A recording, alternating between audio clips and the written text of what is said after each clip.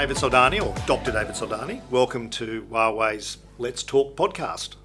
Thank you, and for this great opportunity to share with you some ideas. Yeah. Now, just so our listeners and viewers know, your background quickly, you're the Chief Cybersecurity Officer here in Australia, but before that, you were Huawei's Head of Research and Development in Europe. Your expertise is 5G. You have many 5G patents. But today we're not particularly talking about 5G. We're going to talk about network security, because this is coming up as a big theme around cybersecurity and the importance of whether it be 4G, 5G networks, the network security aspects. And I guess what people are worried about is the abilities for foreign states or terrorist organisations or very, very big organised crime to shut down networks. So let's talk about, you've made a submission to the government's 2020 cybersecurity strategy. What was your key sort of recommendation to the government? This was an opportunity for us to advise the government, industry. Yes, correct. So we answered to the public consultation on the 2020 Australia's cybersecurity strategy, and we thank the government to give us this, and others, of course, this opportunity to provide inputs. And so we contributed to the answer to the public consultation by exploring what were the main actions ongoing globally, as cybersecurity is a global issue, and by exploring, in particular, analysing the conclusions that were drawn in the UK within the European Commission, so within the 27 or 28 member states, and in particular in Germany and France, we drew up to our conclusions on 5 key points. So what are those 5 key points? So the first, they were coming out from the committees in the UK, so the recommendation to the government in the UK now basically adopted, or first was about the reduction of the over-dependency on any one vendor. And this is necessary for the network resiliency. So that means if you have all equipment from one vendor, it's like putting all eggs in one basket. So the network cannot be considered resilient.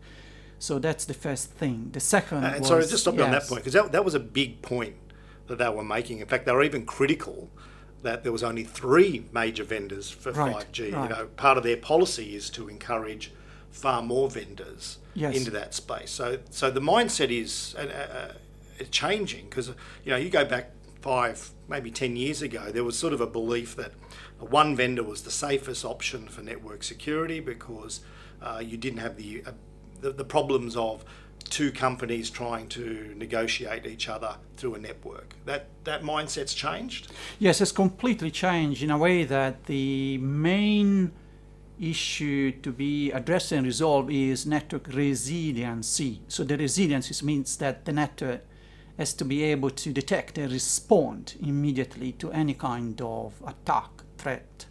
And by diversifying the supply chain, it is the easiest and most effective measure we can have in place. For example, by having multiple vendors, it's easy to swap from one to another or ensure the separation between network domains.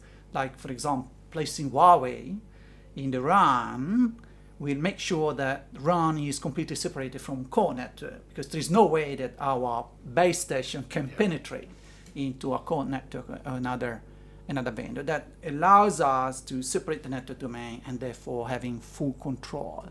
But what the UK was saying, and my understanding is that the EU is also saying that you should even split it further from just core and RAN multiple vendors, that you maybe in the RAN have several vendors as well.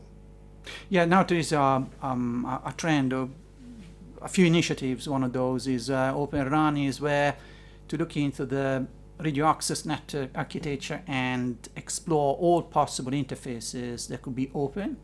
So by open and separating within the RAN the different domain or the protocol stack, would even increase the diversification of the supply chain within that particular domain. And therefore, it's much easier to confine, isolate, and mitigate anything that could happen in that particular part of the radio access network. We might dedicate a special podcast to virtual RAN. But anyway, let's Yes. move on. So what else was the recommendations in our submission to the government?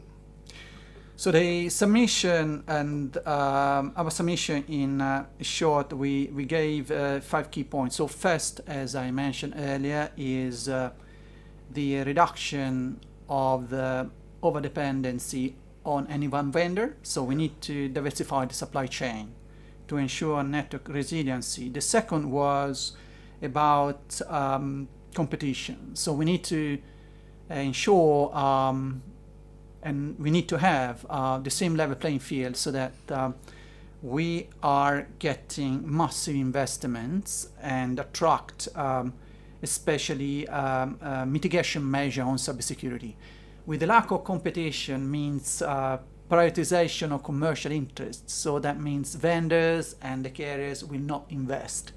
And when they don't invest, the first thing they tend to cut is exactly cybersecurity. So that was the second point. The third point, we advocate for transparency. So that means practically we shall trust nothing, right? We shall trust anything, and we should measure, ensure that anything that is introduced into the network is assessed a priori, so that we make sure that any kind of possible vulnerability is identified before the introduction of the network element in the network. Then we also said that it is essential to have in place a way of certifying the equipment. The certification is very much linked to action ongoing within the industry, so the GSMA and 2GPP into the assurance scheme. So we say we could look into introducing equipment following the certification. Therefore, the point number 5 is to ensure compliance. Yep. And compliance is to laws, standards, and the regulatory frameworks. That's basically in short. One set of rules for everyone. Correct. Yeah. Yes. Which, of course, goes to something we've been saying, that you can't have policies based around a flag of origin, because we're all got a global supply exactly. chain. The flag of origin is also nicely reviewed and discussed within the literature we are referring to in our submission, and comes from the UK. So it is also in the UK demonstrated, together with the results and analysis of the study published by the European Commission, that the flag of origin, it is not a major concern. Now, looking at the threats and the corresponding penetration that happen in the network, and that is an analysis across several years in Europe, they found out that the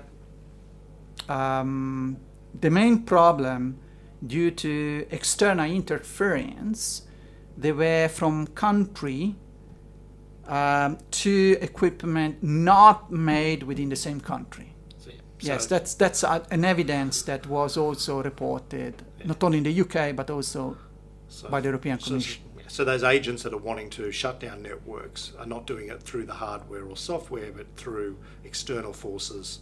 Yeah, exactly. So it's much easier. And that goes back to your point one, is the more vendors you have in the network, that if they can do it to one, then the chances are it's going to be harder to do it to the other. Absolutely. But, it is demonstrated that it is easier to penetrate equipment of made other countries than the one you're having within your country for many reasons.